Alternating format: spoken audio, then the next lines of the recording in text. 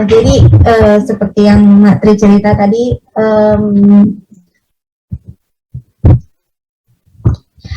saya lulusan dari UI pada saat tingkat akhir, udah mau lulusan, ternyata ketahuan bahwa saya itu menderita epilepsi. Itu mungkin karena epilepsi saya itu nggak yang tiba-tiba kencang-kencang jatuh gitu, enggak. Jadi epilepsi saya itu cuma kalau lagi tidur 30 menit pertama tidur itu bisa kejang-kejang, dan itu ketahuannya pas saat akhir-akhir karena kita semua mau nginep bareng, mau lulusan. Nah itu ketahuan, jadi saya nggak bisa praktek, nggak bisa dapat sertifikat untuk surat izin prakteknya nggak bisa keluar, seperti itu. Kemudian saya berobat untuk minum, harus minum obat penenang. Itu yang menyebabkan saya nggak boleh untuk pegang alat, karena kalau lagi pegang alat tapi pengaruh obat kan bahaya buat pasien, seperti itu. Kemudian saya udah berobat, harus minum penenang itu setiap malam. Itu harus, kalau saya lupa langsung kejang. Ini kalau kejang, ini yang ini biasanya. Saya nggak tahu, saya tidur nggak tahu, bangun-bangun sariawan di mana-mana, di bibir bawah, di pipi, di mana-mana berdarah-darah. Dan pada satu malam sampai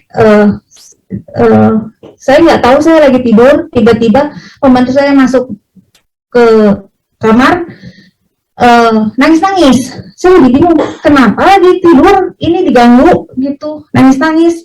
Ternyata saya udah jatuh di lantai, barangnya udah di mana-mana.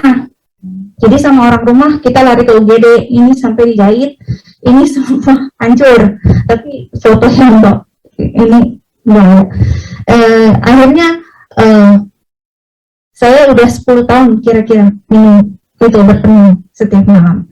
Kemudian yang saya rasain, kenapa saya akhirnya memilih ada alternatif lain enggak?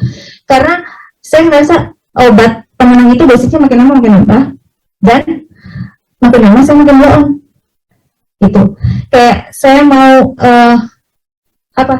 Oh itu apa ya? Itu tuh yang buat ganti-ganti channel TV.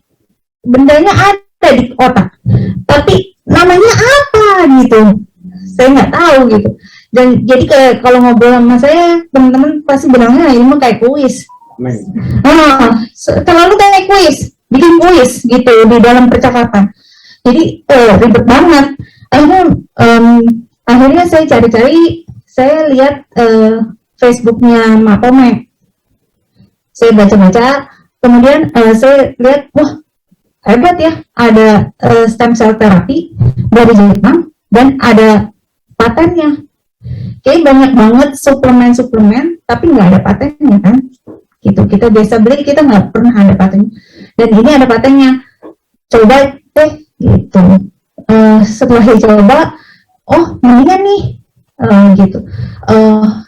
Tidur lebih enak dan rasanya kok nggak, biasanya kayak nggak pusing, tapi kayak antara ada dan tiada aja gitu. Itunya berkurang gitu. Dan sampai sekarang saya minum hampir 1 tahun, itu saya udah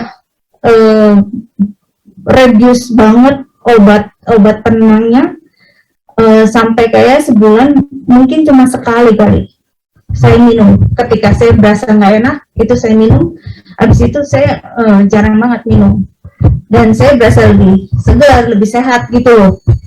Makanya sekarang saya mau kayak bagiin ke orang-orang lain juga gitu loh. Saya mungkin saya emang nggak bisa berbakti kepada masyarakat walaupun sudah sekolah di sekolah yang disubsidi, tapi ya mungkin ini cara Tuhan buat saya berbakti kepada masyarakat dengan bagi-bagi gitu. Jadi oke, terima kasih. Tepuk tangan dulu, luar biasa ya Bapak Ibu ya. Jadi apapun yang terjadi dalam kehidupan kita, kita harus selalu mengucap syukur. Walaupun seorang dokter tidak bisa praktek, tetapi sekarang dia bisa membagikan info tentang suatu produk yang bisa membantu masih di bidang kesehatan juga, ya kan? Dan walaupun tidak praktek dan tidak bisa mendapatkan income, tetapi dengan dia berbagi info ini, dia akhirnya juga bisa mendapatkan income.